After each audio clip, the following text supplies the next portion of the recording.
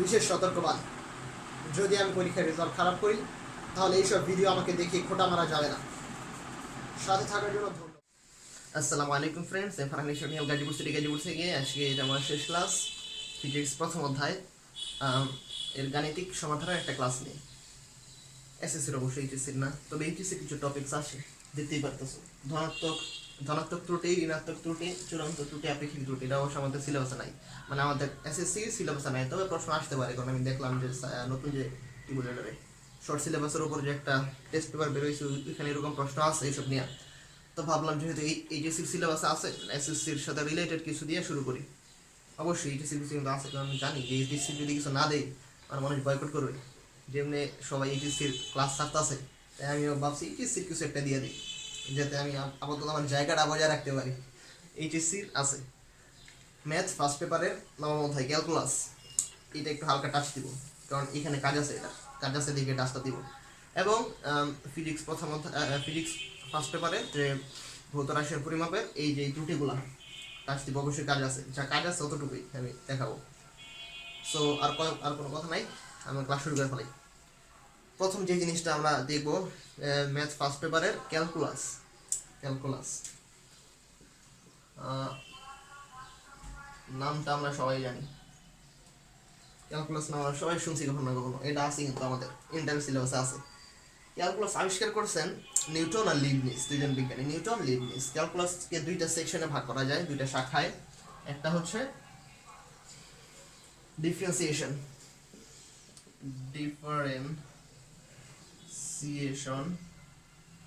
আরেকটা হচ্ছে integration.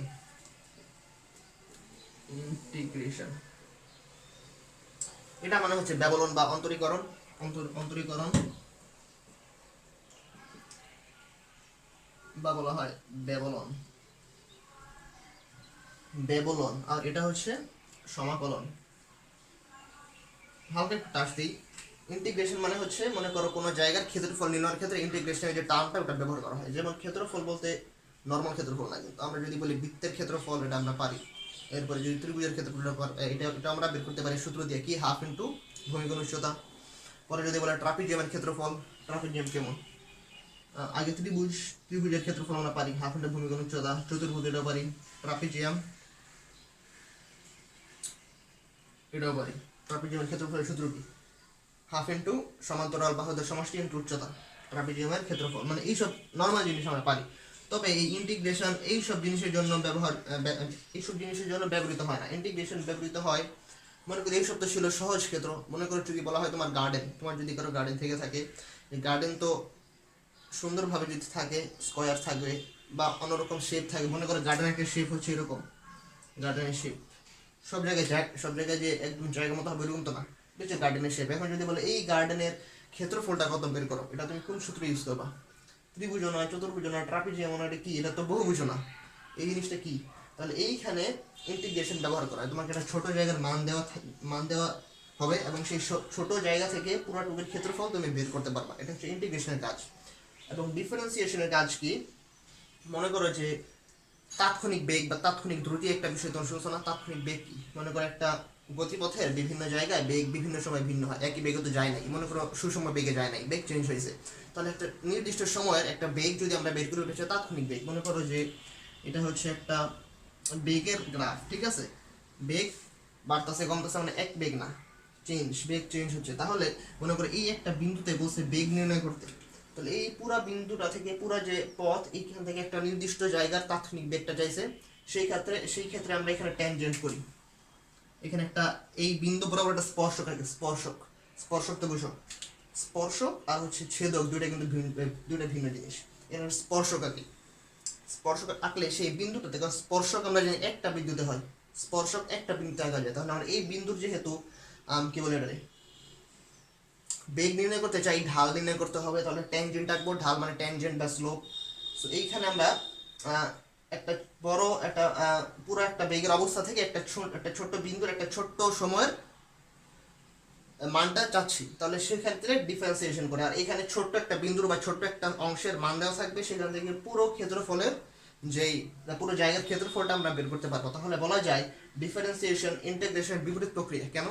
Differentiation এই সব পুরাটুকু একটা বড় অংশ থেকে ছোট একটা অংশের মান আমরা চাই, আর ইন্টিগ্রেশন হয় তখন যখন এই ছোট অংশ থেকে আমরা পুরো বড় অংশের মানটা বের করি।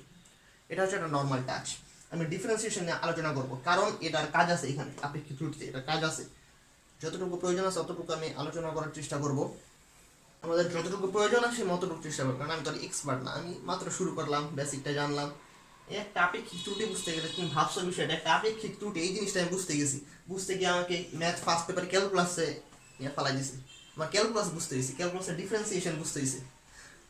একটা আপেক্ষিক ত্রুটি ফিজিক্সের একটা বিষয় বুঝতে গিয়ে আমার অঙ্কে নিয়ে গেছে গা। সো এটা আমি বুঝাইতেছি, ডিফারেন্সিয়েশনটা বুঝাবো, এটা আজকে প্রয়োজন আছে। এটা একটা মুসি, মনে রাখো ওয়ার্ডটা হচ্ছে এখানে আমি লিখতেছি, দাঁড়াও, অন্তরীকরণ ব্যবধান বা ডিফারেন্সিয়েশন। এটা হচ্ছে ডিফারেন্সিয়েশন, ঠিক আছে? এটা বুঝার আগে এটাই আমরা বুঝবো এখন আপাতত একটু বুঝে, এরপরে আমি এই ছোট ত্রুটিটা আসতেছি, কাজ আছে। এটা বুঝার আগে একটা জিনিস বুঝতে হবে, লিমিট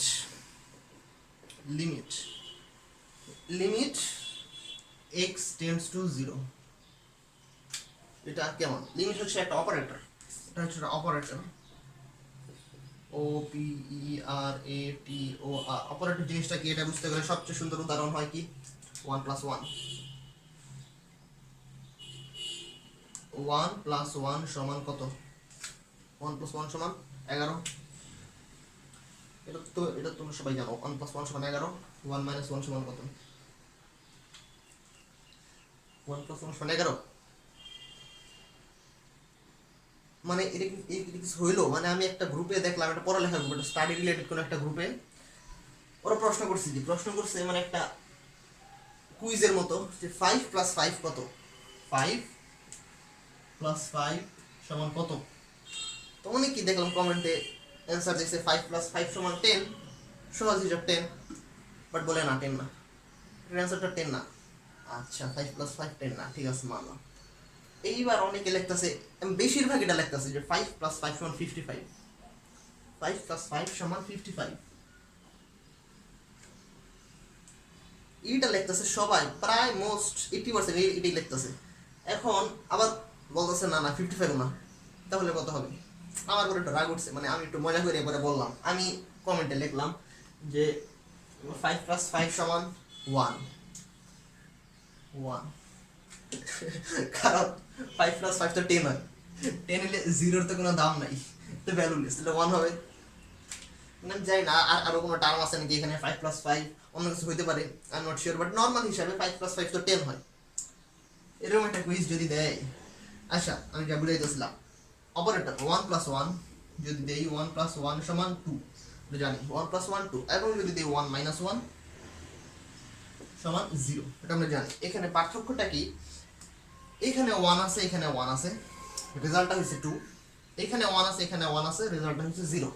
পার্থক্য হচ্ছে এই যে এখানে যে প্লাস আর মাইনাস, এই প্লাস মাইনাস যদি আমরা এখানে লিখি প্লাস মাইনাস, শুধু প্লাস শুধু মাইনাস, এটা কি কোনো ভ্যালু আছে? এটা কি এটা দিয়ে কি ভ্যালিড কিছু বোঝায়? না, কারণ প্লাসের কোনো নিজস্ব কোনো দাম নাই। কিন্তু যখন এটা দুইটা জিনিসকে কানেক্ট করছে, এটা কিন্তু এইটার ভ্যালুটা চেঞ্জ করে দিছে। মাইনাস দিলে হয়ে যায় 0, প্লাস দিলে হয়ে যায় 2। অর্থাৎ এরকম যেই জিনিস যাদের নিজস্ব কোনো ভ্যালু নাই, অথচ অন্যের ভ্যালুকে সে চেঞ্জ করতে পারে, সেটা হচ্ছে অপারেটর। এখানে লিমিট, এটার কোনো ভ্যালু নাই, এটা নিজে একা একা কিছু না, তবে এটা অন্যের ভ্যালুকে চেঞ্জ করতে পারে বা ডিটারমাইন করতে পারে। তাই লিমিট হচ্ছে একটা অপারেটর। এটা হচ্ছে একটা অপারেটরের সংজ্ঞা, বা অপারেটর বোঝার জন্য একটা উদাহরণ ছিল। সেটা হচ্ছে অপারেটর x টেন্ডস টু, এই যে এই চিহ্ন, এটাকে বলে টেন্ডস টু বা অ্যাপ্রক্স টু। x, এই জিনিসটা হচ্ছে টেন্ডস টু মানে হচ্ছে, এটার মানে হচ্ছে নিকটতর। যদি বলা হয় x = 0, এটার মানে হচ্ছে x এর ভ্যালুটা 0, একটা ভ্যালু, x এর ভ্যালু 0, একদম ইকুয়ালি 0। কিন্তু যদি বলা হয় x tends to 0, that means x এর ভ্যালু 0 না, 0-র খুব কাছাকাছি একটা অনেকগুলো মান, খুব কাছাকাছি যত মান হইতে পারে সবগুলো মানই হচ্ছে 0, x টেন্ডস টু 0। যেমন নিউটনকে প্রশ্ন করা হয়েছিল যে আপনি যে বললেন x টেন্ডস টু মান অনেক কাছাকাছি একটা মান, তাহলে এই মানটা কত হতে পারে? নিউটনের অ্যান্সারটা ছিল যে তুমি যত কল্পনা করতে পারো, যত কাছাকাছি মান কল্পনা করতে পারো তার চেয়েও কাছাকাছি। যেমন জিরোর সবচেয়ে কাছাকাছি মান হতে পারে 0.000000000001 হতে পারে, আরো বেশি।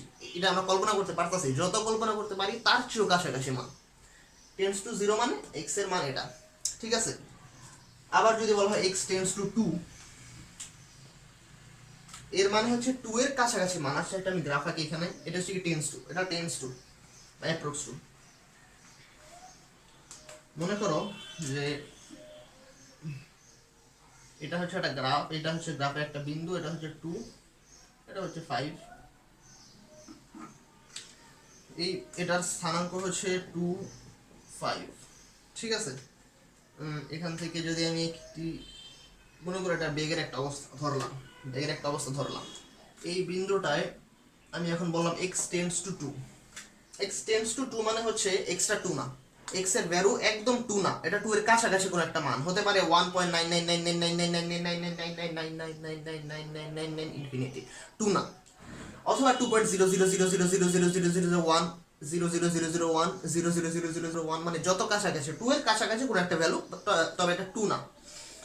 এখন এখানে একটা জিনিস আছে, যদি আমরা ধরি 2 এর সবচেয়ে কাছাকাছি মান 1.9999999999999999, আরো লম্বা, তাহলে সেটা হবে মাইনাস। কেন? কারণ এটা আমরা 2 এর আগে ধরছি, 1.999999, এটা হচ্ছে 2 এর আগের ভ্যালু, মানে আমরা এটা কম ভ্যালুটা ধরছি।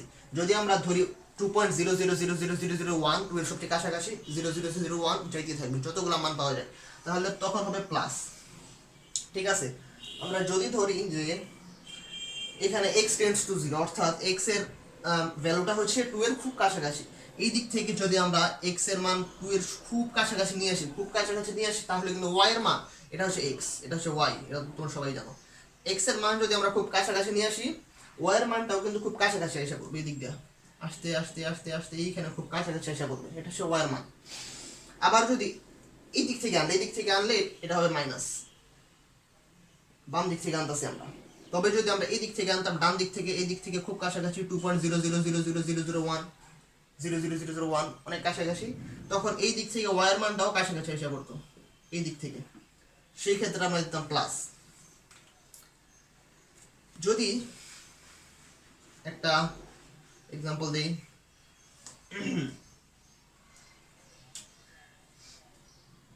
x square minus 4x minus 2, এই জিনিসটাকে আমরা কিভাবে লিখতে পারি? এখানে কিন্তু বীজগণিতের একটা সূত্র যায়, ঠিক আছে না। আমরা ধরি x সমান 2, বীজগণিতের একটা সূত্র যায় না, x প্লাস 2 x মাইনাস 2 উপরের অংশে এবং নিচে x মাইনাস 2। এরপর আমরা এটা কাটাকাটি করে দিই, তাহলে এক্স্যাক্টলি x প্লাস 2 থাকে। কিন্তু এখানে কিন্তু প্রসেসটা একটু ভুল গেছে এখানে। কেন? কারণ এইখানে যদি x এর ভ্যালুটা আমরা 2 বসাই, এখানে 2 মাইনাস 2 সমান তো 0 হয়ে যায়, তাহলে এই পুরোটুকের মান অ্যাকচুয়ালি হচ্ছে 0, পুরোটুকের মান। এবং এইখানে যদি আমরা 2 দেই, 2 মাইনাস 2, এই টুকের মানও কিন্তু হয়ে যায় 0। তাহলে 0 এর সাথে কি 0 কাটাকাটি যায়? কখনো করা যায়? 0/0 কাটাকাটি তো হয় না, এটা আমরা জানি। তাহলে এখানে কিছু একটা ভুল আছে, এখানে x এর মানে ভুল আছে, কারণ x2 যদি হয় তাহলে এখানে এই ভ্যালুটা হবে না, আমরা বের করতে পারবো না, কাটাকাটি করতে পারতেছি না। তবে যদি আমরা এখানে x এর ভ্যালুটা 2 না দিয়া x টেন্ডস টু 2 দেই, অর্থাৎ এটা 2 না, তবে 2 এর খুব কাছাকাছি একটা ভ্যালু, অনেক কাছাকাছি, যত কাছাকাছি উই ক্যান ইমাজিন, এর চেয়েও বেশি কাছাকাছি, তাহলে এখানে x plus 2 x minus 2 divided by x minus 2, আমরা ধরলাম কাছাকাছিটা কত? 2 প্লাস বলতে কত? 2.000000000000001 এরকম কাছাকাছি। প্লাস মানে এই দিক থেকে আসছে, সামনে থেকে আসছে 2.000000001 এরকম কাছাকাছি যদি হয়, তাহলে 2.000000001 থেকে মাইনাস 2 করলে, এখানে মাইনাস 2 করলে 0.000000001 থাকে, এবং এখানেও 0.0000001 থাকে, অর্থাৎ এই দুইটা কাটাকাটি যায়, 0.0000001 0.00001 এই দুইটা কাটাকাটি যায়, তাহলে 1 বাকি থাকে শুধু এতটুকু। এই ক্ষেত্রে কাটাকাটি করা যায়। যদি আমরা এরকম একটা শর্ত দিয়ে দিই, শর্ত জুড়ে দিই যে এটা 2 না, তবে 2 এর খুব কাছাকাছি, মাইনাস দিলে একই জিনিস হইতো, কাটাকাটি হইতো এখানে এখানে 2 মাইনাস দিলে। সো এইরকম যদি একটা শর্ত থাকে আমরা তখন এই কাজটা করতে পারবো, কিন্তু এখানে কোনো শর্ত নাই। এইখানে শর্ত জুড়ে দেওয়ার কাজটাই হচ্ছে এই যে লিমিট ফ্যাক্টরের বা লিমিট অপারেটর। এটাকে আমরা সংক্ষেপে লিখি এইভাবে LIM, অথবা লিখতে পারো LIM, এটা স্মল লেটার, অথবা LT। এটার লেখার স্টাইলটা কেমন, যে আমরা ধরলাম LM লিখবো, LIM লিখবো। যদি LIM আমরা লিখি লিমিটটা, তাহলে বাকি যে এক্সটেন্ডস টু এইটা লিখতে হবে এইখানে, এই একটা ঘরে, এবং শর্ত যে জিনিসটা কি বোঝায় এটা লিখবো আমরা এইখানে। সো আমি একটু উদাহরণ দিই। এখানে এটা এই অংশটুকু আমরা লিখবো এইখানে x² -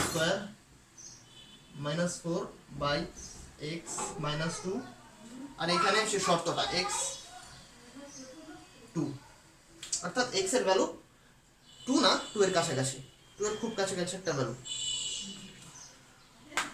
ঘর কিন্তু দেওয়া যাবে না, এটা আমি বুঝাইলাম যে এইরকম একটা এটার জায়গা, লেখার জায়গা হচ্ছে এটা। যেমন যদি আমি এখন একটা বুঝাই যে এটা ফাংশন, আমরা একটা ফাংশন চিন্তা করি। ফাংশনটা হচ্ছে y সমান f of x সমান x²। y এখানে একটা স্বাধীন চলক, ফাংশন x এখানে ইনপুট, x আমরা ইনপুট দিলে একটা আউটপুট পাবো x²। এই x² হচ্ছে y এর মান, অর্থাৎ x হচ্ছে এই xটা হচ্ছে এখানে স্বাধীন চলক, ইন্ডিপেন্ডেন্ট ভ্যারিয়েবল, স্বাধীন চলক, এবং ওয়াইটা হচ্ছে এখানে অধীন চলক, কারণ x এর একটা ভ্যালু দিলে আমরা y এর ভ্যালু পাবো, অর্থাৎ y নির্ভরশীল, ওয়াইটা হচ্ছে অধীন চলক, এবং y সমান f of x, অর্থাৎ f of x টাও হচ্ছে এখানে অধীন চলক। x টা যদিও স্বাধীন, কিন্তু পুরো f of x টা হচ্ছে অধীন চলক, কারণ f of x হচ্ছে y এর সমান, x² এখানে অধীন চলক। ঠিক আছে, এরকম যদি একটা ফাংশন আমি নেই, তখন আমি লিমিট ফ্যাক্টর দিয়ে কি বুঝবো, বুঝাচ্ছি। কারণ y আমরা মনে করো যে x এর আমরা কিছু পরিবর্তন করব, x কে আমরা একটু বৃদ্ধি করব, একটু বাড়াবো, বাড়াইলে কি হয়, এখানে y সমান, এটা হচ্ছে মনে করো y প্রাইম f সমান x প্লাস ডেল x, অর্থাৎ x কে আমরা একটু বাড়াইছি, তাহলে এইখানে হয়ে যাবে x plus del x whole square. এটা হচ্ছে y প্রাইম।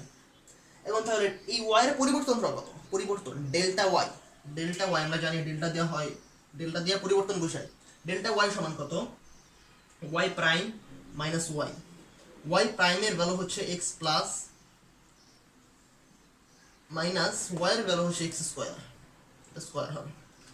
এটা হচ্ছে ডেল y এর ভ্যালুটা। ঠিক আছে, তাহলে ডেল x এর ভ্যালু কত হবে, ডেল x সমান হচ্ছে ডেল x, আগে ছিল কত, x ছিল, আগে ছিল x, পরে হয়েছে x প্লাস ডেল x, তাহলে x plus del x minus আগে ছিল কত x, তাহলে অ্যাকচুয়ালি x কাটা, এটা ডেল x ই থাকে। ডেল x এর পরিবর্তন হচ্ছে ডেল x। এখন যদি এটাকে আমরা ডিফারেনশিয়েট করি, এটাকে আমরা বুঝাই ডিফারেনশিয়েট মানে কি।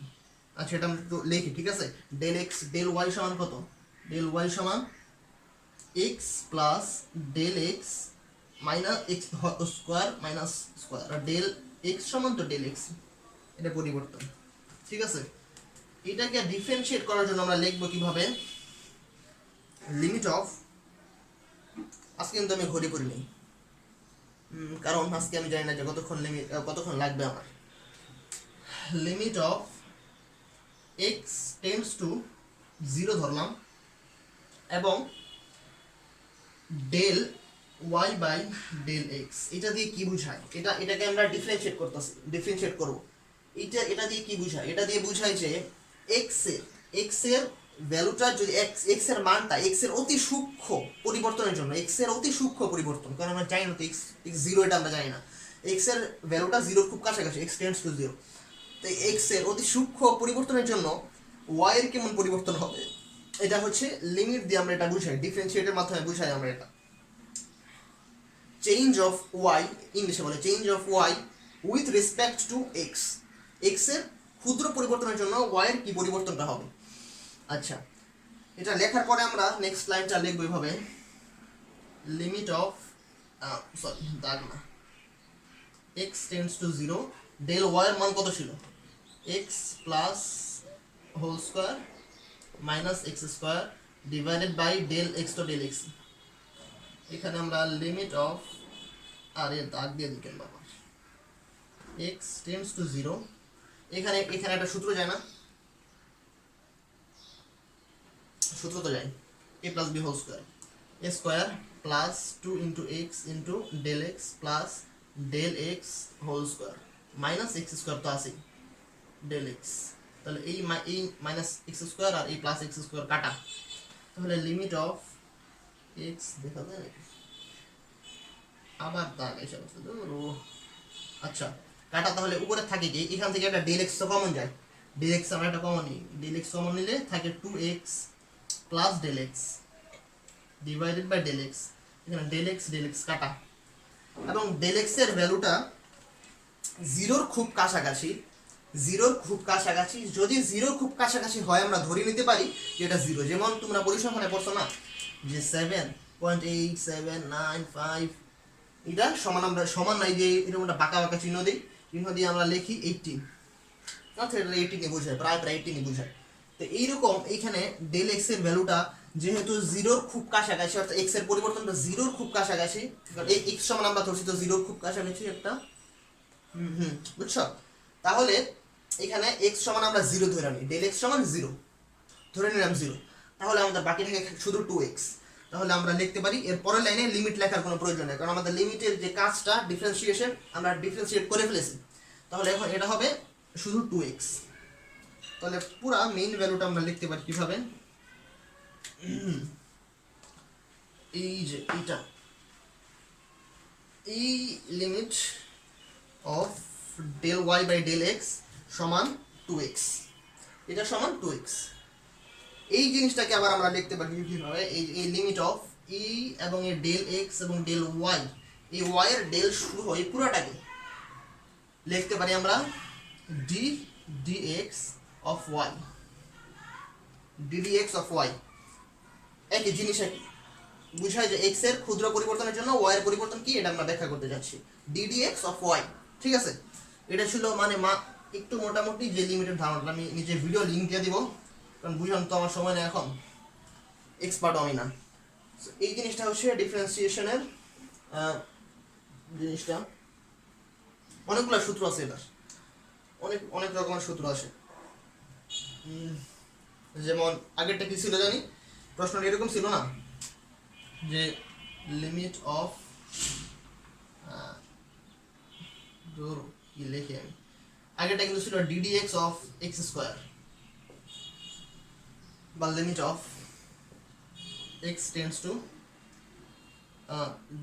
ডেল ওয়াই ছিল, del y by del x. এই ওয়াই কিন্তু আমরা ধরে নিয়েছিলাম যে ওয়াই সমান এফ অফ এক্স সমান এক্স স্কোয়ার, তাহলে আসলে আমরা এক্স স্কোয়ারের অন্তরীকরণটা করছি।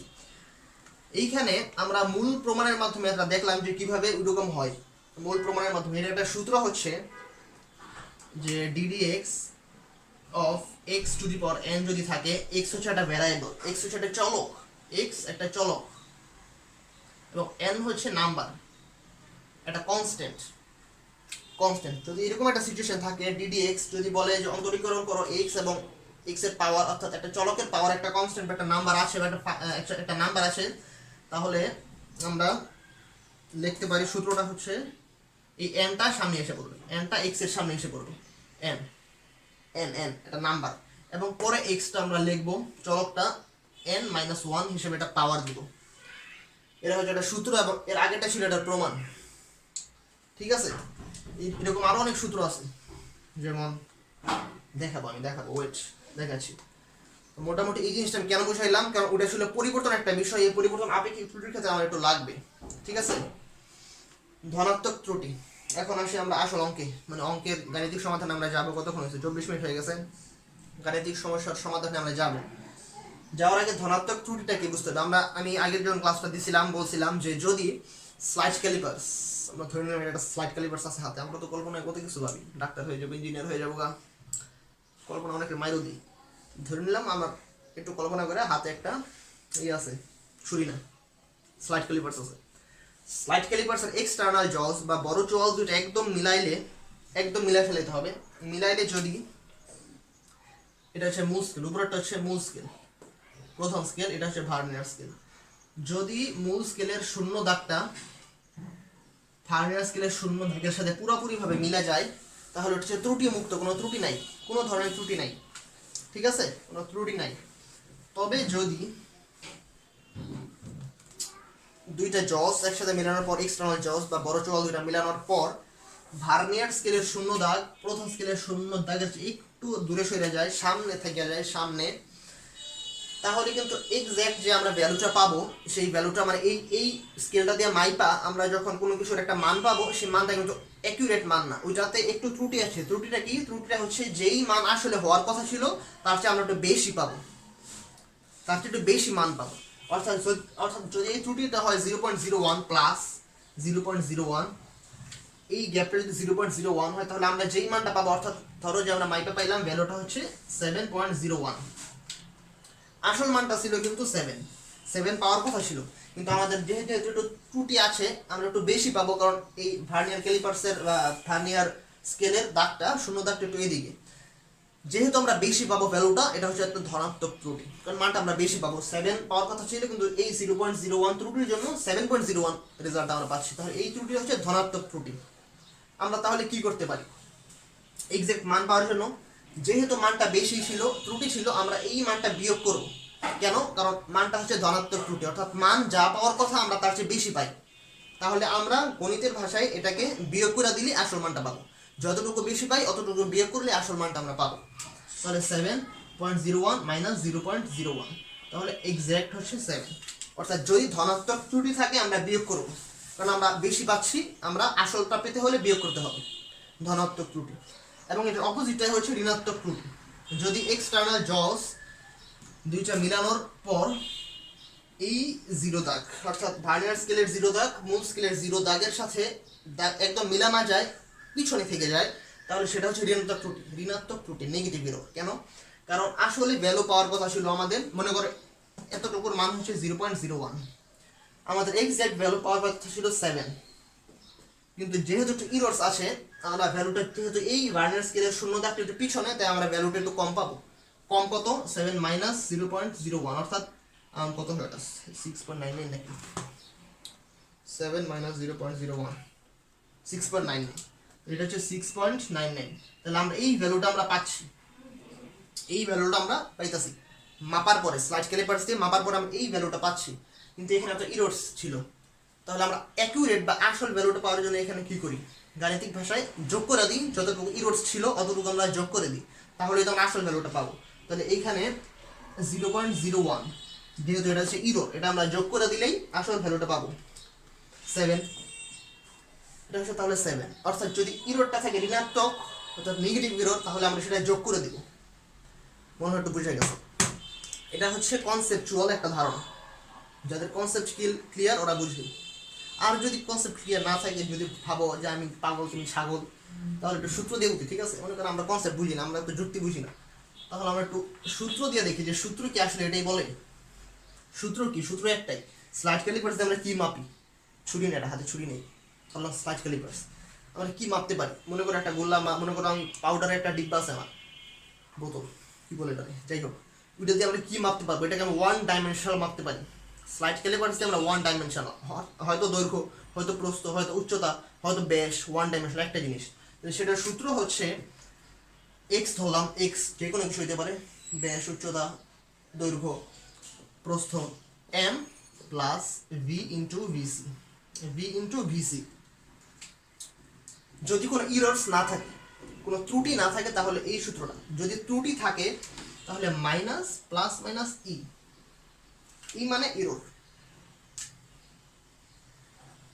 সহজ করে ভাবো, কঠিন করে ভাবার কিছু নাই। আমরা এখানে মুখস্থ কিছু করতে চাচ্ছি না, আমরা একটু বুঝা করি, ঠিক আছে? এম হচ্ছে মেইন স্কেল রিডিং বা মূল স্কেল পার্ট, এবং আমি বলছিলাম যে ভার্নিয়ার স্কেল পার্টের ক্ষেত্রে 3টা ফ্যাক্টর মনে রাখতে হয়। কি কি? একটা হচ্ছে ভার্নিয়ার সমপতন, ভার্নিয়ার ধ্রুবক, আর একটা হচ্ছে ভার্নিয়ার পার্ট। শেষে 2টা গুণ করলে ভার্নিয়ার পার্টটা আমরা পাই। ইরোস থাকলে ইরোস যোগ বিয়োগ করে ভার্নিয়ার পার্টটা পাই আমরা, ঠিক আছে? এখানে যদি আমরা ধরি যে ইরোরটা হচ্ছে ধনাত্মক ইরোর, ধনাত্মক ত্রুটি অর্থাৎ প্লাস ই, ধনাত্মক ত্রুটি। আমি কি বলছিলাম যে ধনাত্মক ত্রুটি হইলে আমরা মানটা একটু বেশি পাই, তাহলে একটু বিয়োগ করে দিতে হবে, কারণ আসল মানটা আমরা পেতে চাই। তাহলে দেখো এখানে m plus v into vc, একটু তো সেম, একটু এরকম পরিবর্তন হবে। এইখানে একটা মাইনাস, সূত্রের একটা মাইনাস আছে না, সূত্রের মাইনাস আর ধনাত্মক প্লাসের মাইনাস মিলে কি হয়, মাইনাস ই হয়ে যায়। অর্থাৎ ই রোডসটা আমার বিয়োগ করতে হবে, যদি ত্রুটিটা হয় ধনাত্মক আমার ই রোডসটা বিয়োগ করতে হবে। আমরা কনসেপচুয়ালি ওটা বুঝছিলাম, এখন যারা কনসেপচুয়ালি বুঝে না ওদের জন্য সূত্রের প্রমাণ। আবার যদি এখানে প্লাস না হয়ে মাইনাস থাকতো, অর্থাৎ ত্রুটিটা হচ্ছে ঋণাত্মক ত্রুটি, আমরা ত্রুটি বুঝছি, ঋণাত্মক ত্রুটি হইলে মাইনাস আর মাইনাস, এই সূত্রের মাইনাস আর এই ত্রুটির মাইনাস মিলে কি হয়ে যায়, প্লাস হয় না। আমরা কনসেপচুয়াল বুঝছিলাম যে আসলে অ্যাকুরেট মান থেকে একটু কম পাবো, কারণ এখানে একটু ত্রুটি আছে, তাই আমরা যদি অ্যাকুরেটটা পেতে চাই তাহলে যোগ করে দিতে হবে ওইটা। এখানে সূত্র আমাদের ওটাই বলে যে হ্যাঁ আসলে যোগ করতে হবে, এটা হচ্ছে সূত্র। তাহলে সূত্রটা হচ্ছে দেখলা, সূত্র তো দেখলা, ঠিক আছে। এটা হচ্ছে ঋণাত্মক ত্রুটি। গেল চূড়ান্ত ত্রুটি কি? মনে করো যে মানটা আছে নাকি,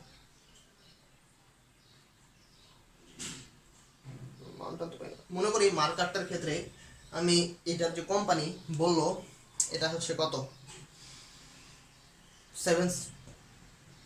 4 সেন্টিমিটার ধরলাম, এটার কোম্পানি আমাকে বললো এটার ভ্যালু হচ্ছে 4 সেন্টিমিটার, কোম্পানি বলছে, কোম্পানি 4 সেন্টিমিটার বলছে। তবে আমি আমার স্লাইড ক্যালিপারটা আনলাম, আইনা মাপলাম, মেপে দেখি 4.01 সেন্টিমিটার আসতেছে, একটু বেশি হইতেছে না? কোম্পানি বললো একটা, আমি করছি আরেকটা, অর্থাৎ আমার পরিমাপে একটা ত্রুটি আছে। তো কোনো পরিমাপই যদি আমরা মাপি এটা নির্ভুল হবে না, এটা একটু না একটু ত্রুটি থাকবে। যদি ত্রুটি উল্লেখ করা থাকে যে এত, এই স্কেলের ত্রুটি ছিল 0.01 প্লাস মাইনাস, বা ত্রুটি যদি উল্লেখ করা থাকে ভালো, সেটা ত্রুটি। যদি কোনো ত্রুটি উল্লেখ করা না থাকে ভৌত রাশিয় পরিমাপ অধ্যায়ে আমরা ত্রুটি ধরে নিব 0.05 বা 0.05 প্লাস মাইনাস, এই ত্রুটি থাকতে পারে। যদি ত্রুটি উল্লেখ না করা থাকে আমরা ধরে নিব এটা থাকতে পারে প্লাস মাইনাস, ঠিক আছে। এটা হচ্ছে আমি যা বলতেছিলাম, এটা হচ্ছে কোম্পানি বলছে এতটুকু আর আমি মাইপা পাইছি এতটুকু। এইখানে অবশ্য একটা ইরোর্স আসে, ত্রুটি আসে। এটা হচ্ছে মূল মান, এটা মূল মান, কারণ এটা আমাকে কোম্পানি বলছে এটা হচ্ছে মূল মান।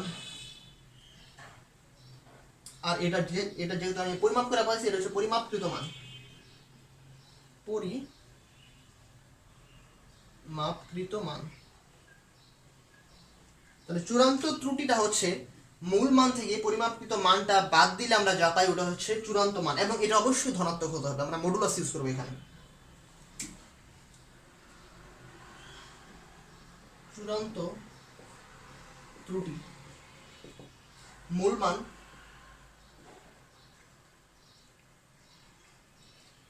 মান মাইনাস পরিমাপকৃত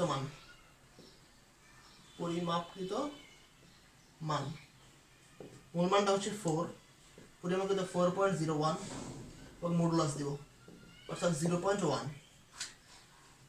সেন্টিমিটার। এটা মিলিমিটার হবে, না সেন্টিমিটার ঠিকই আছে, সেন্টিমিটার। এটা হচ্ছে চূড়ান্ত ত্রুটি। এটা আমরা কেন বুঝলাম, কারণ আপেক্ষিক ত্রুটি এটা আমার মেইন বিষয়। আপেক্ষিক ত্রুটি হচ্ছে আরেকটা আছে শতকরা ত্রুটি, 5 শতকরা ত্রুটি।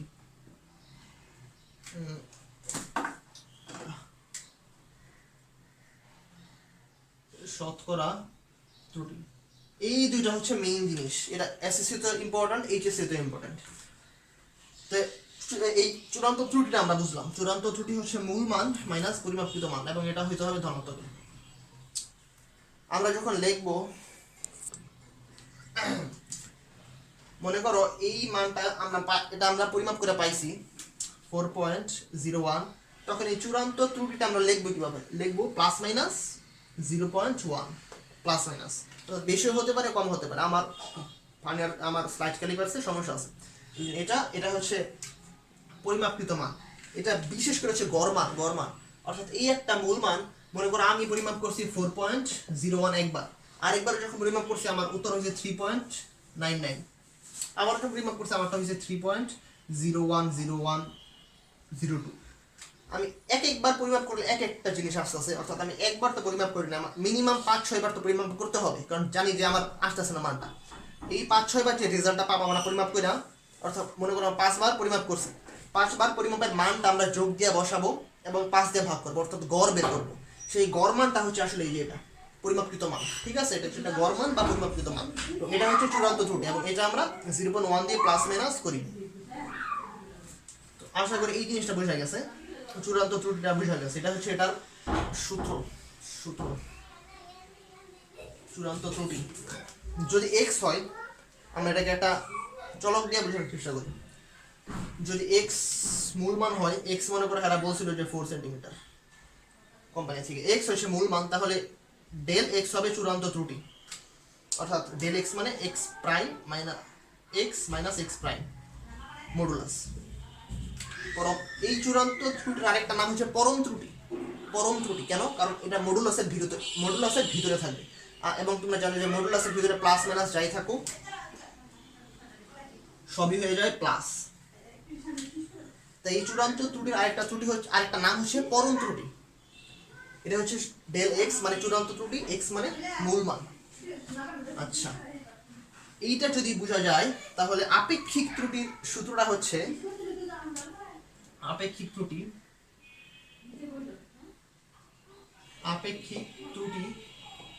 সমান ডেল এক্স বাই এক্স, অর্থাৎ চূড়ান্ত ত্রুটি বা পরম ত্রুটি বাই এই মূল মান। পরম ত্রুটি বাই মূল মান। পরম ত্রুটি বাই মূল মান হচ্ছে আপেক্ষিক ত্রুটির সূত্র বা সংজ্ঞা। বোঝা গেছে না এতটুকু? আচ্ছা, এখানে যেহেতু ডেল এক্স আসে এবং এক্স আসে, ডেল এক্স বলতে কি বোঝায়? এটা পরিবর্তন বোঝায়। এটা নর্মাল জিনিস। আমরা যদি বলে কেউ দৈর্ঘ্য দেওয়া আছে, যেমন আমি আরেকটা জিনিস, এক রাশি থেকে মনে করো দেওয়া আছে দৈর্ঘ্য এত মাপছি, দৈর্ঘ্যের ত্রুটি হচ্ছে এত, এবং দৈর্ঘ্যের ত্রুটি দিয়ে আমাকে বললো যে ক্ষেত্রফল নির্ণয়ের ত্রুটি কত হবে, শতকরা ত্রুটি, ক্ষেত্রফল নির্ণয়ের শতকরা ত্রুটিটা কত হবে। সেই ক্ষেত্রে একটা সূত্র আছে। সূত্রটা কি? যেমন আমরা যদি ধরি এটা হচ্ছে আপেক্ষিক ত্রুটির সূত্র, সূত্র আমরা জানি কি, গোলকের আয়তন নির্ণয়ের সূত্র কি? গোলক ভি সমান 4/3 পাই আর কিউব, গোলকের আয়তন নির্ণয়ের সূত্র। তাহলে এই ক্ষেত্রে সূত্রটা হবে এই ভি, এই 4, এখানে 4/3 আর পাই, এতটুকু তো কনস্ট্যান্ট, এতটুকু ধ্রুব, এতটুকু চেঞ্জ হবে না, এতটুকু এরকমই থাকবে। চেঞ্জ হবে আর যা দিব ভি এর মানটা ওইটা পাবো, ঠিক আছে। তাহলে এটা বাদ, ভি সমান তাহলে আর কিউব শুধু। যদি এরকম লিখি তাহলে এটার যে ত্রুটি বা আপেক্ষিক ত্রুটিটা হবে ডেল ভি বাই ভি। আপেক্ষিক ত্রুটি আমরা কি বলছিলাম? Del x by x. আপেক্ষিক ত্রুটি হবে কি, এই 3টার সামনে এসে পড়বে 3, এবং ডেল আর বাই আর। এই সূত্র, এটা হচ্ছে সূত্রটা। এখন তাহলে এই সূত্র থেকে এই সূত্র আসছে কিভাবে, এটা আমরা এখন দেখতে চাই যে সূত্রটা কিভাবে আসছে। মনে করো যে এই যে কিভাবে আসছে, এখানে আমাদের প্রয়োজন ইয়েটা ক্যালকুলাস ডিফারেন্সিয়েশন। x সমান y m, হাত দিয়ে y m z n, ঠিক আছে। এখন x এর আপেক্ষিক ত্রুটি হচ্ছে ডেল x বাই x, সেটা আমরা জানি। y এর আপেক্ষিক হচ্ছে ডেল y বাই y, এবং z এর আপেক্ষিক ত্রুটি হচ্ছে z বাই z। উপরে যে এখানে m n আছে, এখানে পাওয়ার হিসেবে আছে, এগুলো আমি কি করবো? এগুলো তো রাখা যাবে না, কারণ এগুলো রাখলে তো এগুলো ডিপেন্ডেন্ট হয়ে যায়, এগুলো তো স্বাধীন থাকতে পারে না, অধীন হয়ে যায়। তাহলে আমরা এটা স্বাধীন করতে পারি কিভাবে? স্বাধীন করার জন্য তোমরা জানো, একদম সবসময় জানো যে লগারিদম নামে একটা জিনিস আছে। লগারিদমের কাজটা কি? যদি লগারিদমের একটা ধর্ম তো তোমরা জানো যে লগ m x যদি থাকে, এরকম যদি থাকে, তাহলে এক্সটা সামনে চলে আসে, এটা x log m এইভাবে লেখা যায়। তো লগের কাজ হচ্ছে উপরে কেউ থাকলে ওকে টাইনা নিচে নামানো। লগের কাজ হচ্ছে কেউ যদি উপরে থাকে টাইনা নিচে নামাবে। অথবা যদি কেউ এরকম থাকলে আমরা লিখতে পারি কি, এই যদি এরকম পজিশনটা থাকে আমরা লিখতে পারি log m এক্সটা উপরে এসে পড়বে। লগের কাজ দুইটা, একটা উপরে থাকলে নিচে নামানো, আরেকটা হচ্ছে নিচে থাকলে উপরে ওঠানো। এটা হচ্ছে লগের কাজ, এটা তোমরা জানো। তাহলে এইখানে আমরা যদি এই m আর n কে নিচে নামাইতে চাই, আমাদের লগের সাহায্য প্রয়োজন আছে। এখানে লগের সাহায্য প্রয়োজন, তাহলে আমরা এখানে লগ নেই, ন্যাচারাল লগ নিব আমরা। লগ ই, ন্যাচারাল লগ, এটা তোমরা জানো। লগ ই সমান লন, ন্যাচারাল লগ। এটা আমরা পড়ছি কোথায়? জেনারেল মেথড অধ্যায় 4.2 আর হায়ার মেথড অধ্যায় 9.2 এ মনে হয় 9 মানে অধ্যায় 9 আর জেনারেল মেথড অধ্যায় 4 এটা আমরা পড়ছি। সো আমরা লগ নেই, লগ ই লন নেই, লগ ই মানে লন, লন এক্স সমান লন এম তো সামনে এসে পড়বে ln y plus ln m সামনে এসে পড়বে z, ln x m ln y plus n ln z. ঠিক আছে, এখন আমরা এটাকে ডিফারেন্সিয়েট করি কেন? কারণ আমরা তো সূত্র চাই যে ডেল এক্স বাই এক্স, অর্থাৎ এই যে আমাদের ডেল এক্সটা তো প্রয়োজন। ডেল এক্স মানে এখানে একটা চেঞ্জ আছে, আমরা কি আমরা যে লিমিট আমরা যে অন্তরীকরণের সূত্র যে শিখছি ওখান থেকে আমরা কি জানি যে এক্স এর ক্ষুদ্র পরিমাপের জন্য ওয়াই এর কি পরিবর্তন হয়, অর্থাৎ এখানে একটা চেঞ্জের বিষয় আছে, সেই চেঞ্জটাই আমরা এখানে অ্যাপ্লাই করতে চাই, তাহলে এখানে ডিফারেন্সিয়েট করতে হবে। এবং এই ডিফারেন্সিয়েটটা বা লগারিদমিক ডিফারেন্সিয়েশন। লগারিদমিক ডিফারেন্সিয়েশন আমরা যদি এখানে করি ddx of ln x সমান এখানে ddx of n ln y plus ddx of n ln z। আমরা একটু এদিকে আসি, উপরে এসে বলি ddx of ln x এটার ভ্যালু, এটা একটা সূত্র আছে ddx wait আচ্ছা ddx of ln x সমান 1/x। এটা যদি আমরা ডিফারেন্সিয়েট করি তাহলে এই রেজাল্টটা পাই। কেন পাইতেছি আমি বলতেছি, বলবো। তাহলে এই ln x এর মান হয়ে যাবে কত? ডেল x, কারণ আমরা এই দুইটা জিনিসকেই ডিফারেন্সিয়েট করতেছি। এটা হবে del x by x। Del x হচ্ছে ddx of x এর ddx of x হচ্ছে x এর ডিফারেন্সিয়েটার ln x এর হচ্ছে 1/x। তাহলে একটু বোঝা গেল। বাকিটা হচ্ছে m তো থাকবে, m কনস্ট্যান্ট, m এর জায়গায় আছে। এবং ddx of y হচ্ছে কত? Del y divided by ddx of ln y কত? y 1/y, y থাকলে 1/y হয়ে যাবে। So plus n into z। এটা হচ্ছে লগারিদমিক ডিফারেন্সিয়েশন। এটা এখন বললে তোমরা আসলে বুঝবা না, কারণ এটা একটু ভিতরে জিনিস নিজে থেকে বুঝতে হবে, কারণ আমি তো এক্সপার্ট না, আমি জানি না অবশ্যই কিভাবে বুঝাইতে হয়। আমি যতটুকু আসলে বুঝছি অতটুকু ভাবে বোঝানোর চেষ্টা করতেছি। এবং 1/x হচ্ছে ddx of ln x। এটা কেন হয় আমি একটু দেখাই, দাঁড়াও। সো এটা হচ্ছে আসলে একটা সূত্র। এবং এই m n যদি পাওয়ারে মাইনাস থাকে, এখানে যদি m ইনভার্স m হইতো কোনো ব্যাপার না, মাইনাস আমরা পাত্তাই দিব না, মাইনাস আমরা নেব না, আমরা শুধু ধনাত্মকটা নিব। m ধনাত্মক, n ধনাত্মকটা আমরা নিব। এটা হচ্ছে সূত্র del x over x সমান m del y over y plus m del z over z। ঠিক আছে, এটা হচ্ছে সূত্র। তাহলে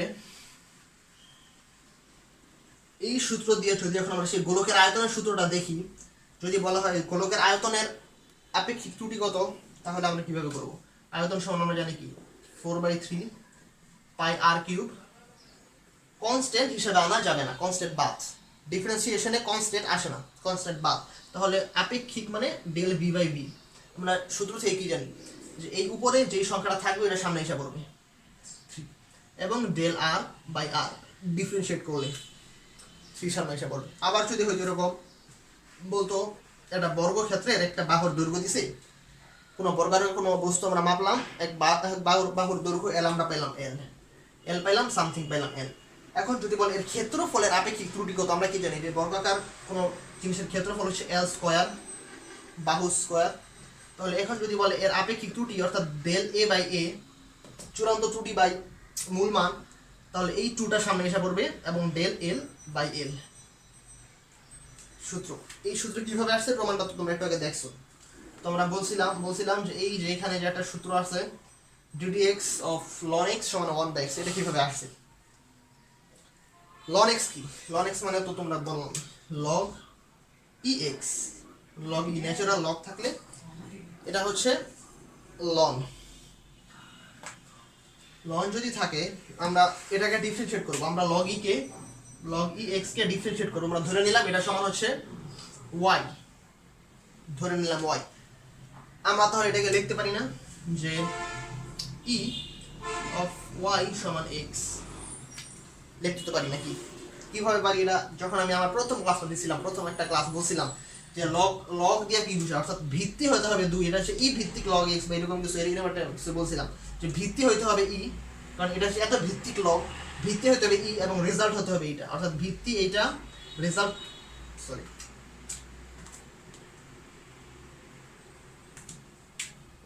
ভিত্তি হতে হবে ই, রেজাল্ট হতে হবে এই এক্স, এবং ই এর পাওয়ার কত দিলে এক্স হবে এটা আমরা বুঝি এখান থেকে। তো লগারিদমের সংজ্ঞা থেকে আমরা জানি যে এই e to the power Y সমান এক্স লেখা যায়, লেখা তো যায়। আচ্ছা, লেখা গেলে আমরা ধরলাম এটা আমরা লিখছি। এখন আমরা কি করব, আরেকটা সূত্র আছে এটা, ddx of dx of ex সমান ex। এটা অনেকগুলো সূত্র আছে, ডিফারেন্সিয়েটর অনেকগুলো সূত্র আছে, মৌলিক কিছু সূত্র আমি পারি। ddx অফ ex এবং সবগুলো সূত্রের প্রমাণ হচ্ছে এত মজার, প্রমাণগুলো আসলে মজার, যেমন এই সূত্রের প্রমাণটা আসলে একটু মজার, মানে ভালো লাগে। আমি কি করবো, আমার এসএসসির সিলেবাসে পড়া সারা অংশ পড়াই ভালো লাগে, কি যে করবো বুঝি না, জীবনটাই বোঝানো। আচ্ছা, এটা শিখে সূত্র, ঠিক আছে, ddx অফ ex সমান ex। তখন আমরা এখানে এই e to the power y কে ডিফারেন্সিয়েট করি, ddx অফ ey কত হবে এটা? এটাকে ডিফারেন্সিয়েট করতে হলে আমাদের তো একটা জিনিস আনতে হবে, যেমন এখানে এটা ex সমান ex হইছে, এই একটাই ভ্যালু আছে যে ডিফারেন্সিয়েট করলে এটার মানের কোনো চেঞ্জ হয় না। কিন্তু এখানে দেখতে হবে এইখানেও x আছে, এখানেও x আছে, যেহেতু এখানেও x আছে, এখানে x আছে, আমরা এখানে ex লিখতে পারছি, বুঝছো না? এটা ex লিখতে পারছি আমরা। সো যদি এখানে আমরা ey এটা সমান ey লিখতে চাই, আমাদের এখানে dy আনতে হবে, dy আনতে হবে, কারণ এখানে y আছে, এখানে y আনতে হবে। যদি y আনতে চাই তাহলে আমাদেরকে একটা কাজ করতে হবে, একটা রুলস অ্যাপ্লাই করতে হবে, রুলসটার নাম চেইন রুলস, রুলসটার নাম হচ্ছে চেইন রুলস। এখানে শর্টে বুঝালে তোমরা বুঝবা না, কারণ এটা একটু ব্যাখ্যার বিষয় আছে, তো আমি একটু বুঝাই আমার মতো। যে এখানে ddx আমরা এখানে যেহেতু y আনতে হবে না, dy আনতে হবে, dy আনলাম, dy এখানে ey উপরে রাখলাম, কারণ আমরা y রাখলে আমরা e, এখানে ddx dy অফ ey থাকলে আমরা এটাকে ey লিখতে পারি। এখানে আমরা dy টা আনলাম এই y কে খুশি করার জন্য, এই y কে স্যাটিসফাই করার জন্য আমরা y আনলাম, এখানে dy x এর জায়গায় y আনলাম, কিন্তু মানটা তো পরিবর্তন হয়ে গেছে। আমরা তো ddx এর একটা ফর্ম চাই, তাই আমরা এই মানটা যাতে পরিবর্তিত না হয়ে যায় আমরা গুণ দিব, গুণ dy উপরে দিব বাই dx। এই y dy কিন্তু কাটা যায়, তাহলে এক্সাক্ট যে ভ্যালু এটা কিন্তু এটাই আছে, এখনো এই পুরা ভ্যালুটা কিন্তু এটাই আছে, বুঝছো তো? কারণ dy কাটা যায়, ক্লিয়ার? সো এখন যদি আমি উপরে একটু মুছি, এই dey বাই dy এটার ভ্যালু হচ্ছে ey, সো ey আমরা লিখলাম, এবং dy dx তো আছেই, dy বাই dx এটা তো আছেই, ঠিক আছে, সমান সমান কিন্তু কত হয় এটা 1, ইয়েস 1। সো এইখানে কিছুই তো নাই, আমরা ধরলাম 1, কারণ কি আমরা ধরছি যে এই পুরো টুকের মানে হচ্ছে ddx এর মানে হচ্ছে limit of x tends to 0, অর্থাৎ এটা কোনো ভ্যালু নাই, আমরা ধরে নিলাম এটা 1, কারণ 0 খুব কাছাকাছি, আমরা ধরলাম এটা 1, ঠিক আছে 1। আচ্ছা, এরকম যদি ধরি তাহলে এই ey কিন্তু এখানে গুণ অবস্থায় আছে না, তাহলে ey এটা সমান খুলে লাগবে, তাহলে dy বাই dx সমান 1 বাই ey হয়ে যায়, হয়ে যায়, ঠিক আছে। কিন্তু ey কিন্তু আসলে আমাদের কোনো জায়গায় ছিল না, আমাদের মেইন রাশিটা ছিল কি, এটুকু মুছে আর কোনো কাজ নাই সবার, মেইন রাশিটা ছিল log e x সমান y, এখান থেকে আমরা পাইছিলাম ey সমান x, মেইন রাশিটা কিন্তু ছিল এটা থেকে আমরা লগারিদমের সূত্র দিয়ে সংজ্ঞা দিয়ে পাইছিলাম ey সমান x। তাহলে এখানে ey এর মানটা x টা আমরা বসাই দিই, কারণ এটাই তো ছিল আসলে, এটা হবে 1 বাই x। এটাই হচ্ছে সূত্রের প্রমাণটা, যে লগারিদমের কোনো ফাংশন ন্যাচারাল লগারিদমের কোনো লগারিদমকে ডিফারেন্সিয়েট করলে আমরা 1/x পাবো। এটা লগারিদমের ডিফারেন্সিয়েশন। আচ্ছা, এটা বোঝা গেল। আরেকটা জিনিস পাইছিলাম, ওটাও জানি কই পাইছিলাম, জানি কোনো প্রমাণ করতে গিয়ে জানি যে লগারিদমের ভিত্তি চেঞ্জ করা যায়। যদি থাকে এরকম যে লগ কত 327 সমান, আমরা জানি এটা 3 হবে। এখানে লগের ভিত্তি কিন্তু আছে 3, ভিত্তি চেঞ্জ করা যায়। আমরা কিভাবে লগ 27 উপরে লিখি ডিভাইডেড বাই এই যে লগ 3 নিচে লিখি, এটা রেজাল্ট দিবে 3। দেখি তোমায় দেখাই, এখানে কিন্তু এটা ভিত্তি হিসেবে আছে, কিন্তু এখানে আমরা এটা লিখলাম মান হিসেবে লিখলাম লগ 27 বাই লগ 3। দেখো লগ 27 বাই লগ 3 সমান 3। সো লগের ভিত্তি চেঞ্জ করা যায়। এখন যেহেতু লগের নিচে কিছু নাই, আমরা জানি এটা 10 আছে, 10, এবং এটা কিন্তু এখন আর ন্যাচারাল লগে নাই, এটা কিন্তু এখন হয়ে গেছে ক্লাসিক্যাল লগ। আমরা জানি 10 এসে পড়ছে এখানে, এটাও জানি কই পড়ছিল। ও আরেকটা সূত্র আছে এটা যে log ddx of ddx of log ax, এটা সমান 1/x সমান log e x, sorry ae, log ae। আরেকটা সূত্র, এই সূত্রের প্রমাণ এটা পড়ছিলাম, মানে সূত্র আছে অনেকগুলো সূত্র, এগুলা কি যে বলবো। তাহলে আপেক্ষিক সূত্র বোঝা গেল, আপেক্ষিক ত্রুটি বোঝা গেল, চূড়ান্ত ত্রুটি আমরা বুঝলাম। আপেক্ষিক ত্রুটি, শতকরা ত্রুটি কি? শতকরা ত্রুটি সমান কতক্ষণ হয়েছে? আপেক্ষিক ত্রুটি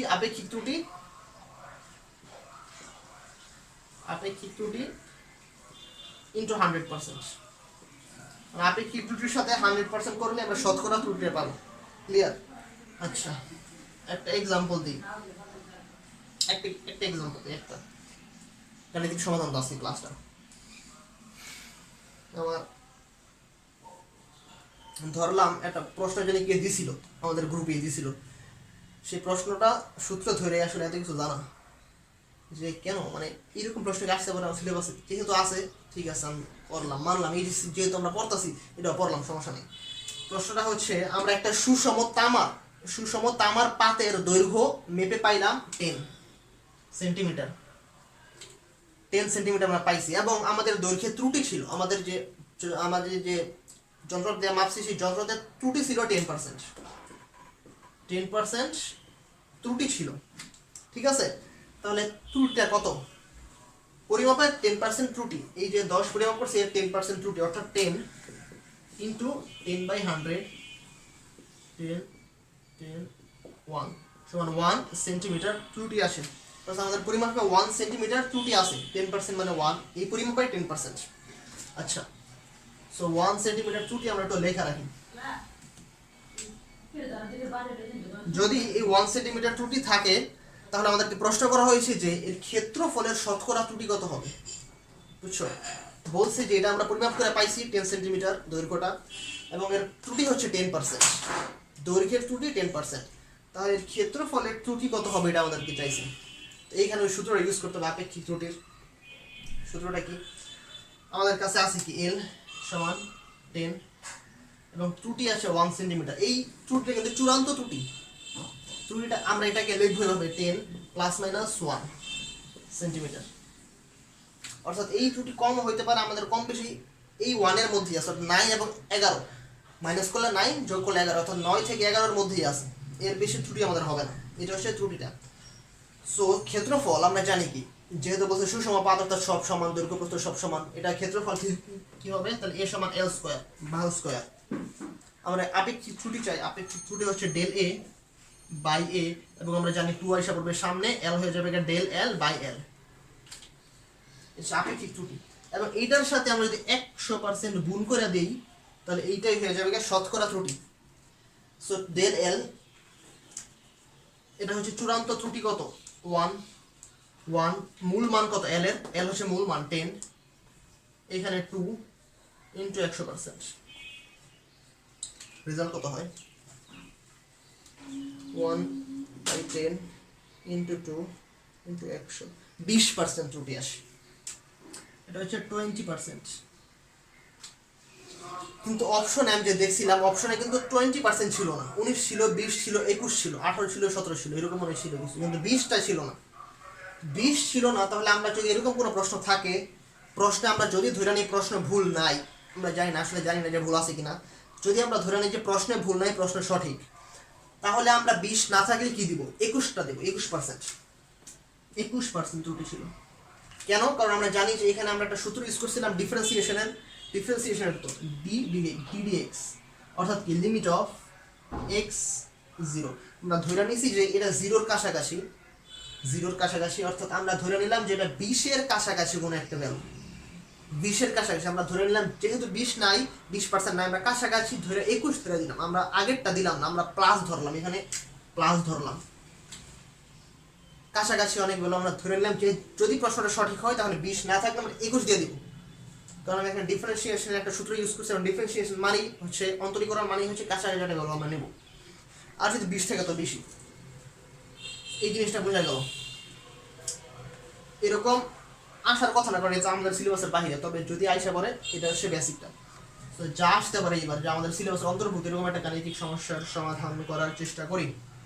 প্রথম প্রশ্ন আমার কাছে সেটা আছে। প্রথম প্রশ্ন হচ্ছে, আমরা চুজ করছিলাম, দাঁড়ো, আচ্ছা, একটা স্লাইড ক্যালিপার্সের ভার্নিয়ারের ভাগ সংখ্যা, ওরা বলছে যে ভার্নিয়ার স্কেলের ভাগ সংখ্যা। আচ্ছা, একটা সূত্র আছে, তোমরা কি জানো যে ভিসি ভার্নিয়ার ধ্রুবকের সূত্র S/n হচ্ছে কি মূল স্কেলের ক্ষুদ্রতম এক ভাগের দৈর্ঘ্য। আমরা জানি কি মূল স্কেলের ক্ষুদ্রতম এক ভাগের দৈর্ঘ্য সবসময় 1 মিলিমিটার, এবং n হচ্ছে ভার্নিয়ার স্কেলের ভাগ সংখ্যা। আমরা ধরে নিলাম যে ভার্নিয়ার স্কেলের ভাগ সংখ্যা হচ্ছে 10, তাহলে এইখানে ভার্নিয়ার ধ্রুবক হবে 0.1 সেন্টিমিটার বা মিলিমিটার যাই থাকুক, সেন্টিমিটার, 0.1 সেন্টিমিটার ভার্নিয়ার স্কেলের ভাগ সংখ্যা। তবে এই সূত্রটা কিন্তু সবসময় অ্যাপ্লিকেবল না। এই সূত্রটা তখনই অ্যাপ্লিকেবল, শুধুমাত্র তখন অ্যাপ্লিকেবল যখন এই ভার্নিয়ার স্কেলের ভাগ সংখ্যাটা ডিফারেন্স হবে 1। অর্থাৎ যদি বলে যে ভার্নিয়ার স্কেলের 10 ভাগ প্রধান স্কেলের 9 ভাগের সমান, 10 9 1 ডিফারেন্স। যদি বলে ভার্নিয়ার স্কেলের 30 ভাগ প্রধান স্কেলের 29 ভাগের সমান, 1 10 30 29। যদি বলে ভার্নিয়ার স্কেলের 20 ভাগ প্রধান স্কেলের 19 ভাগের সমান, 19 20 1 ডিফারেন্স, তখন আমরা এই সূত্রটা ইউজ করতে পারবো। তবে যদি এরকম একের চেয়ে বেশি ডিফারেন্স থাকে তখন আমাদের ঐকিক নিয়মে করতে হবে। দেখাচ্ছি, আমি একটা অঙ্ক চুজ করছি, বুঝছো তো এটা? আচ্ছা, যেমন প্রথম অঙ্কটা হচ্ছে ভার্নিয়ার স্কেলের 20 ভাগ যদি প্রধান স্কেলের 18 ভাগের সমান হয়, মেইন স্কেলের 18 ভাগের সমান হয়, তাহলে ভার্নিয়ার ধ্রুবক কত, ভিসি কত? ভিসি সমান ওয়াট, ভার্নিয়ার ধ্রুবকটা কত? এখন আমরা কিন্তু এই S/n সূত্র দিয়ে এটা করলে ভুল হবে। আমরা দেখি কত হয় না। S হচ্ছে 1, n হচ্ছে ভার্নিয়ার স্কেলের ভাগ সংখ্যা 20, তাহলে এটা হয় কত, 0.05 নাকি 1/20, 0.05, ইয়েস হয়ে গেছে, 0.05 সেন্টিমিটার। এটা হচ্ছে ভার্নিয়ার ধ্রুবক। কিন্তু এই প্রসেসটা ভুল, কারণ এখানে একের বেশি ডিফারেন্স আছে, 20 আর 18 2।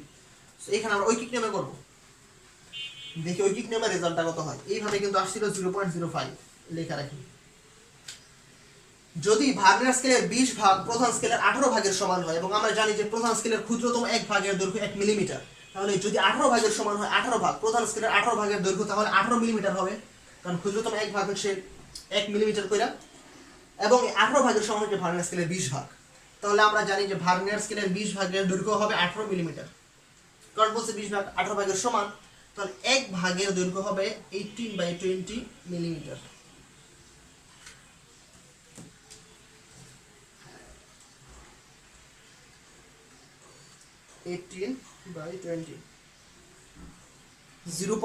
দেখা যায় 0.9, এইখানে ভিসি আসছে 0.05।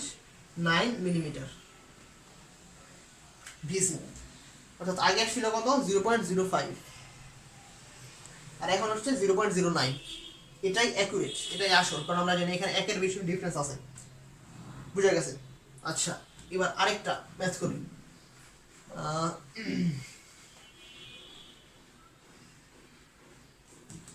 আরেকটা ম্যাথ হচ্ছে, প্রশ্নে বলা আছে একটি স্লাইড ক্যালিপারসে ভার্নিয়ার ধ্রুবক, একটি স্লাইড ক্যালিপারসে, এটা 2 নম্বর, ভার্নিয়ার ধ্রুবক ভিসি সমান 0.01 সেন্টিমিটার, 0.01 সেন্টিমিটার, এবং বলা আছে যে যন্ত্র দ্বারা ত্রুটি ত্রুটি ইরর সমান হচ্ছে মাইনাস প্লাস 0.07 সেন্টিমিটার। এই দুইটা আমাদের কাছে বলা আছে, এগুলো মিস আছে, এগুলো কোনো কাজ নাই, জায়গা হইতেছে না। আচ্ছা, এটা একটু এই দিকে লিখি, যে ভিসি হচ্ছে 0.01 সেন্টিমিটার, 01 সেন্টিমিটার, এবং ইরোডস হচ্ছে প্লাস 0.07 সেন্টিমিটার, 0.07 সেন্টিমিটার। তাহলে এটা দিয়ে একটা গোলকের ব্যাস মাপা হয়েছে, গোলকের ব্যাস মাপা হয়েছে, গোলকের ব্যাস মাপার ক্ষেত্রে এই গোলকের ব্যাস যখন মাপছে, এটার মূল স্কেল পার্ট বা মেইন স্কেল রিডিং এম দিয়ে বোঝায় মূল scale part. Main scale reading হচ্ছে 7.1 সেন্টিমিটার, 7.1 সেন্টিমিটার মূল স্কেল পার্ট, এবং ভার্নিয়ার সমপতন হচ্ছে 8, ভি সমান 8। ভি মানে হচ্ছে ভার্নিয়ার সমপতন, এবং ভার্নিয়ার সমপতনের কোনো নাই, একক নাই, কোনো একক নাই। ভার্নিয়ার সমপতন কোনটা? সমপতন হচ্ছে 0 দাগের পরে ভার্নিয়ার স্কেলে যেই দাগটা মূল স্কেলের কোনো দাগের সাথে পুরোপুরিভাবে মিলে যাবে, একাধিক দাগ মিললে প্রথম যেই দাগটা মিলছে সেটা হচ্ছে ভার্নিয়ার সমপতন, আর যদি কোনো দাগ না মিলে যে দাগটা সবচেয়ে কাছাকাছি যাবে সেটা হচ্ছে ভার্নিয়ার সমপতন। এইগুলা ইনফরমেশন দেওয়া আছে আমার প্রশ্নে। ওরা বলছে যে গোলকের আয়তন নির্ণয় করো, আয়তন। তাহলে আমরা যেহেতু আগে গোলকের কি মাপছি, আমরা বলছিলাম যে স্লাইড ক্যালিপারস দিয়ে ওয়ান ডাইমেনশনাল মাপা যায়, দৈর্ঘ্য অথবা প্রস্থ অথবা ব্যাস, ওয়ান ডাইমেনশনাল। সো এইটা দিয়ে আমরা এই সব ইনফরমেশন দিয়ে আমরা ব্যাসটা বের করতে পারবো, ব্যাস। এবং এই ব্যাসকে আমরা ব্যাসার্ধ 2 দিয়ে ভাগ করে ব্যাসার্ধ করবো, এবং ব্যাসার্ধ 8টা আমরা গোলকের আয়তনের সূত্রে বসাই দিলে আমরা পেয়ে যাবো। সো করি আমরা ব্যাসটা আগে বের করি। ব্যাস হচ্ছে, ব্যাসের সূত্র, ব্যাস সমান, সূত্র কিন্তু একটাই, m plus v into v dot c, এটা হচ্ছে সূত্র। যদি ইরোডস থাকে তাহলে প্লাস ইরোড থাকলে আমরা মাইনাস ইরোড দিয়ে দিব, তাহলে মাইনাস, আচ্ছা সূত্রই করি, মাইনাস প্লাস 0.07, মাইনাস হচ্ছে সূত্রের মাইনাস, আর প্লাস হচ্ছে ধনাত্মক ত্রুটি, এই জন্য প্লাস। এম এর মান কত? এম হচ্ছে 7.1 plus v into VC 8 into 0.01 এবং মাইনাস 0.07, কত আসে? 7.1 ইন প্লাস 8 ইন্টু 0.01 মাইনাস 0.07, 7.11, 7.11, এটা কিসে আছে? সেন্টিমিটার। 7 সেন্টিমিটার হচ্ছে এটা ব্যাস। তাহলে ব্যাসার্ধ কত হবে? ব্যাসার্ধ আর সমান 7.11 বাই 2 সমান কত? 7.11 বাই 2, এটা হচ্ছে 3.555। তাহলে এখন এটা হচ্ছে ব্যাসার্ধ, তাহলে গোলকের আয়তন নির্ণয়ের সূত্র কি? 4/3 পাই আর কিউব। 4/3 এটা তো কনস্ট্যান্ট, 4/3 পাই, আর এর মান হচ্ছে 3.56 হোল কিউব। তাহলে রেজাল্টটা কত হবে? 4/3 into 3.1416 into 3.56 whole cube. Result হচ্ছে 188.99 সেন্টিমিটার কিউব। এটা হচ্ছে গোলকের আয়তন। আশা করি বুঝা গেছে। অনেকক্ষণ ক্লাস হয়ে গেছে, অনেক লম্বা হয়ে গেছে গা, এর বেশি লম্বা করতে চাচ্ছি না। সো আজকে এতটুকুই, আজকের জন্য এটাই হয়তো শেষ class. So thanks for watching. আসসালামু আলাইকুম ওয়া রাহমাতুল্লাহ।